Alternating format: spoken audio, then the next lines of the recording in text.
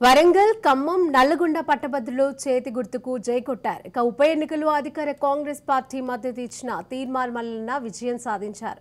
సుదీర్ఘంగా సాగిన కౌంటింగ్ లో ఎలిమినేషన్ ప్రక్రియ తర్వాత బీజేపీ బలపరిచిన ప్రేమేందర్ రెడ్డికి వచ్చిన రెండో ప్రాధాన్యత ఓట్ల లెక్కింపు అనంతరం ఫలితం తేలింది. ఇక బీఆర్ఎస్ మద్దతుతో పోటీ చేసిన రాకేష్ రెడ్డి కన్నా తీర్మార్ మల్లన్నకు 14,000కు పైగా మెజార్టీ వచ్చింది.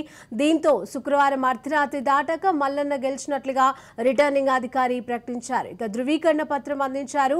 గత 4 పర్యాయాలు బీఆర్ఎస్ అభ్యర్థులు విజయం సాధించిన ఈ స్థానాన్ని కాంగ్రెస్ పార్టీ హస్తగతం చేసుకుంది.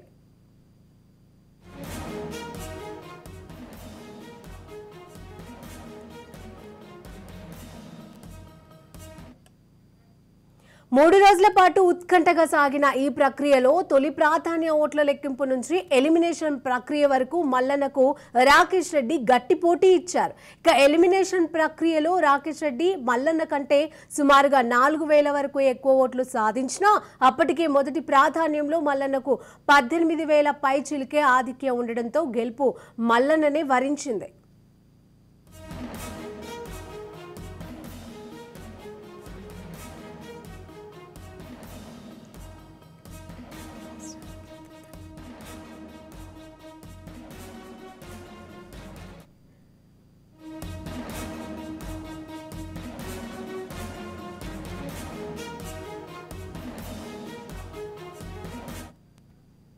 స్వతంత్ర అభ్యర్థి 4వ స్థానంలో ఓట్లు సాధించిన పాలకూరి అశోక్ బీజేపీ అభ్యర్థి ప్రేమేందర్ రెడ్డికి కలిపి తొలి ప్రాధాన్య ఓట్లు 73,110 రాగా వీటిలో సుమారుగా 20,000 బ్యాలెట్ పత్రాలలో ఆ ఓటర్లు రెండో ప్రాధాన్య ఓటు వేయలేదు. దీంతో ఈ ఇద్దరు అభ్యర్థులు రెండో ప్రాధాన్య ఓట్లు తనకే వస్తాయని ధీమాగా ఉన్న రాకేష్ రెడ్డి ఆ మేరకు ఓట్లు కోల్పోయి ఓటమిని అంగీకరించారు.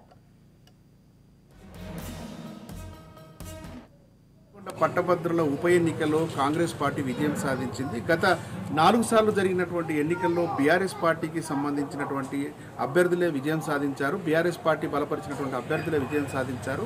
బీఆర్ఎస్కు కంచుకోటగా ఉన్నటువంటి వరంగల్, ఖమ్మం, నల్గొండ పట్టభద్రుల నియోజకవర్గం హస్తగతమైంది. మొత్తానికి 3 రోజుల పాటు ఉత్కంఠభరితంగా సాగినటువంటి ఓట్ల లెక్కింపులో అటు కాంగ్రెస్ పార్టీ బలపరిచినటువంటి అభ్యర్థి తీర్మార్ మల్లన్న, చింతపండు నవీన్ కుమార్ విజయం సాధించాడు. మొత్తానికి 14,000కు పైచులకు మెజార్టీతోటి విజయాన్ని అయితే సాధించాడు. గత మొదటి ప్రాధాన్యతకు సంబంధించినటువంటి ఓట్ల లెక్కింపుతో తేలకపోవడంతో ఎలిమినేషన్ ప్రక్రియ ద్వారా విజయం సాధించినట్టుగా ఎన్నికల అధికారులు అయితే ప్రకటించారు. మొత్తానికి వరంగల్, ఖమ్మం, నల్గొండ పట్టభద్రుల నియోజకవర్గంలో 4,63,839 మంది ఓటర్లు పట్టభద్రులు ఉండగా దానిలో మొత్తం పోలైనటువంటి ఓట్లు పోస్టల్ బ్యాలెట్తో కలుపుకొని 3,38,179 మంది ఓటు హక్కును వినియోగించుకున్నారు. ఇందులోపల చెల్లకుండా పోయినటువంటి ఓట్ల సంఖ్య ఎక్కువగా ఉంది. అటు పట్టభద్రులు అయి ఉండి కూడా తమ ఓటు హక్కును సరిగా వినియోగించుకోలేకపోయారు. అవి సరి అయినటువంటి పద్ధతిలో ప్రాధాన్యత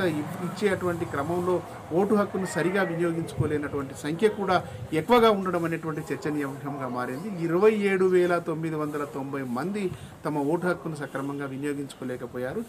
పోలైనటువంటి ఓట్ల లోపల చెల్లని ఓట్లు పోగా మిగిలినటువంటి ఓట్లు 3,10,189 ఓట్లు కాగా దీనికి సంబంధించి ఇందులో 50% ఎవరైతే సాధిస్తారో వారినే విజయం సాధించినట్టుగా ప్రకటించేటువంటి అవకాశం ఉంటుంది. మొదటి ప్రాధాన్యతకు సంబంధించినటువంటి ఓట్లు ఎటు తేలకపోవడంతో పూర్తి స్థాయిలో అటు తీర్మార్ మల్లన్నకు, ఇటు బీఆర్ఎస్ పార్టీ బలపరిచినటువంటి అభ్యర్థి రాకేష్ రెడ్డికి, అటు బీజేపీ అభ్యర్థి ప్రేమేందర్ రెడ్డితో పాటుగా స్వతంత్ర అభ్యర్థిగా నిలిచినటువంటి అశోక్ కూడా గట్టి పోటీనిచ్చినప్పటికీ కూడా మొదటి ప్రాధాన్యత ఓటుకు సంబంధించి ఎవరిని కూడా విజేతలుగా నిర్ధారించేటువంటి అవకాశం లేకపోవడంతో రెండో ప్రాధాన్యత ఓట్లను లెక్కించారు. రెండో ప్రాధాన్యత ఓట్లను లెక్కించేటువంటి క్రమంలో ఎలిమినేషన్ ప్రక్రియను కొనసాగించి మొత్తం 52 మంది పోటీ చేయగా అందరినీ ఎలిమినేషన్ చేస్తూ 3 అభ్యర్థులను పోటీలో వాళ్ళ ఓట్ల కౌంటింగ్ చేస్తున్నటువంటి క్రమంలో చివరికి ఎటు తేలకపోవడంతో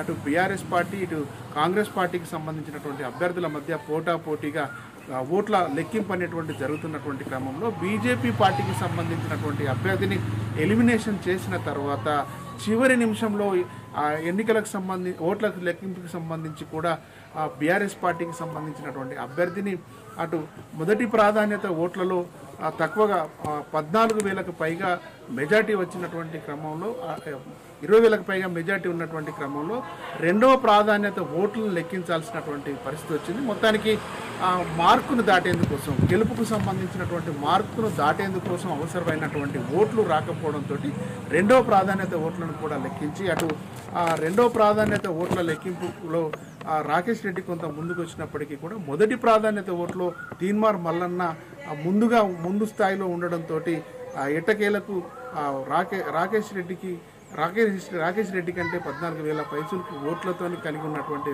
తీన్మార్ మల్లన్నను గెలిచినట్లుగా ఎన్నికల అధికారులు అయితే ప్రకటించడం జరిగింది. మొత్తానికి రెండో ప్రాధాన్యత ఓట్లు ఎక్కువ వస్తాయని ఆశించినటువంటి రాకేష్ రెడ్డికి భంగపాటు తప్పలేదు. ఎందుకంటే అటు అశోక్ వేసినటువంటి వాళ్ళు, ఇటు ప్రేమేందర్ రెడ్డికి వేసినటువంటి వాళ్ళు, మొదటి ప్రాధాన్యత ఓటు వేసినటువంటి వాళ్ళు రెండో ప్రాధాన్యత ఓటును ఇటు నాకే వేస్తారని రాకేష్ రెడ్డి అనుకున్నారు. కానీ చివరి నిమిషంలో ఆ స్థాయిలో ఓటు వేసినటువంటి వాళ్ళు ఒకటవ ప్రాధాన్యత ఓటును వేసి వదిలేయడంతో రాకేష్ రెడ్డికి రెండవ ప్రాధాన్యత ఓట్లు ఎక్కువగా రాలేకుండా పోయాయి. మొత్తానికైతే ఉత్కంఠభరితంగా సాగినటువంటి పోటీలోనైతే కాంగ్రెస్ పార్టీకి సంబంధించినటువంటి అభ్యర్థి తీన్మార్ మల్లన్న విజయం సాధించారు.